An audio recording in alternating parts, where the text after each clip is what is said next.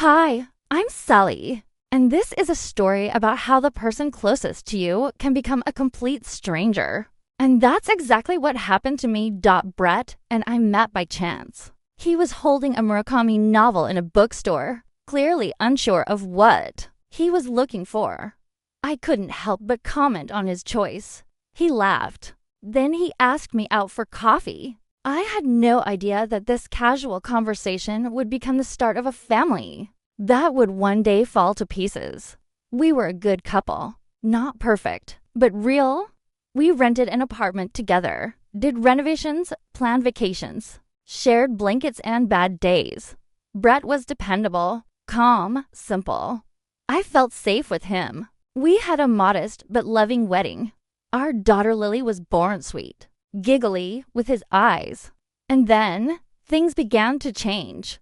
He started withdrawing, coming home later and later, forgetting things, dates, plans, conversations. I blamed it on exhaustion, work, stress.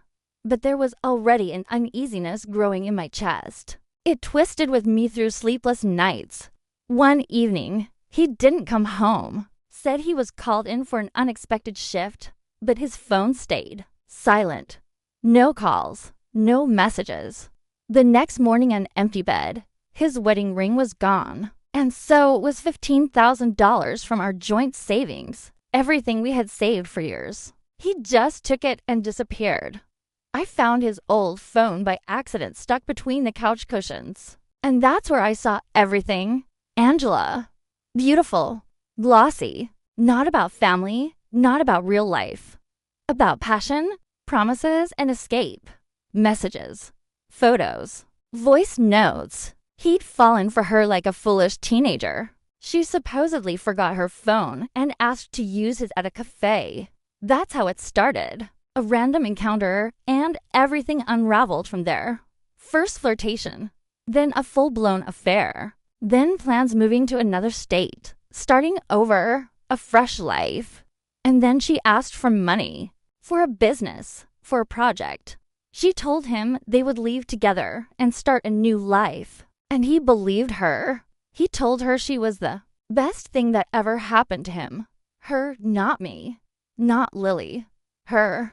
I was crushed. I couldn't believe what I was reading. That these messages came from my husband. I called the police and reported him missing, and the money, too. The police found him 5 days later in a cheap motel on the edge of town. I went with them. I just needed to look him in the eyes. I hadn't slept. Every time I closed my eyes, I saw images of him and that woman, happy together. Well, I was here, alone with our daughter, with nothing to live on. When we got to the motel, Brett was broken, sitting with his head in his hands. He looked at me like I was the last light left in the world. I was an idiot. She tricked me, Sally. I thought. He trailed off. You only thought about yourself, Brett, I said, and you lost everything that truly mattered. Me and Lily. Almost immediately, he tried to come back. He kept trying for months. He sent letters, stood outside our door, wrote things like, I know what a fool I've been. I'm not asking for forgiveness. I just want you to know I love you. I've always loved you, but I couldn't anymore. You see, it wasn't just the cheating, not even the money. It was that he chose to lie, to betray, to abandon everything we'd built, and to do it like a coward slipping out in the dark. You don't do that to someone you truly love. I didn't forgive, and I didn't want to. I chose myself. I chose Lily. I chose to be strong even when everything inside me was screaming in pain. Now I live in a new apartment. Smaller, simpler but mine. I have a new job, new goals. In the mornings, I drink coffee by the window and I smile. Not because everything is perfect, but because I found myself again. I became me again. Without him, I'm Sally. I lost a husband, but I found strength. And now I know for sure someone who betrays you once will do it again.